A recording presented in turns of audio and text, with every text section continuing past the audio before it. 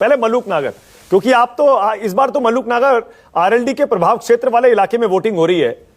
जरा ये कम वोटिंग का मुझे बताइए क्या मतलब है? दूसरे चरण में किसके लिए खतरे की घंटी बज रही है मलूक नागर साहब?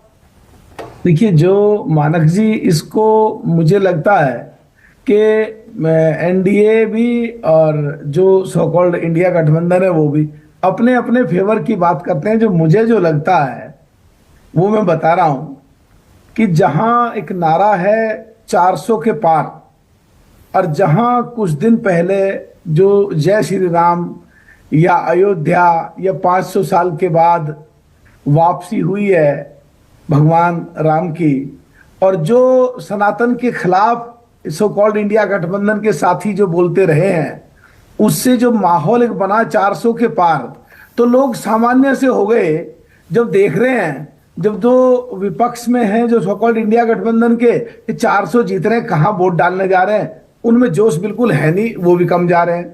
जो हमारे लोग हैं एनडीए के, वो देख रहे हैं जब सामने कोई पहलवान ही नहीं है, लड़ाई नहीं है, 400 जीत ही रहे हैं, तो क्या फायदा है? चलो थोड़े बहुत मैं आपकी दाद दे रहा हूं, मैं आपकी दाद दे रहा हूं मलूक नागर साहब। आपने कितनी ईमानदारी से कह दिया ना, उधर का वोटर निकल रहा है ना हमारा वोटर निकल रहा है।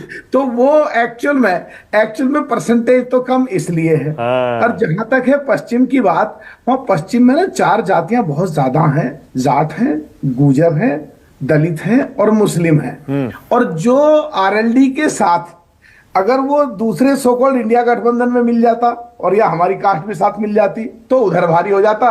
मैं जब बीएसपी में था जब भी कहता था इस बात को, और अब भी कह रहा हूं।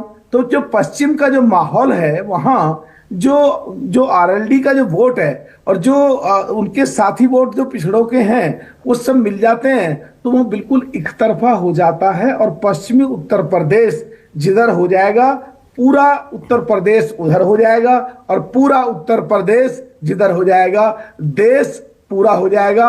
और वो जो मोदी जी का नारा है 400 के पार, उधर को बात बढ़ती हुई जा रही है। आपने तो एकदम यू टर्न मार लिया मलूक नागर साहब।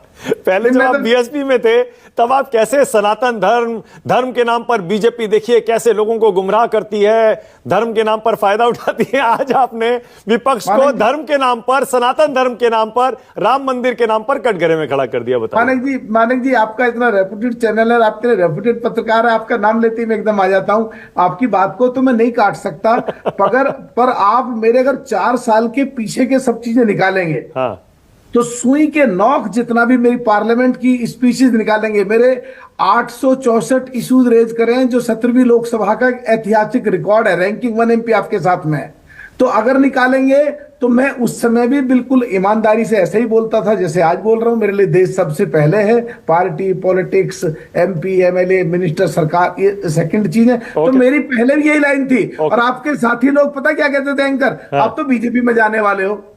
तो वो प्रूव होता है इस बात तक, मैं पहले भी ऐसे ही बोलता था और आज भी ऐसे ही बोलता। अच्छा, ठीक है, ठीक है, ओके। अब किशोर तिवारी, किशोर जी अगर कुछ कहना चाह रहे थे आप बोलिए।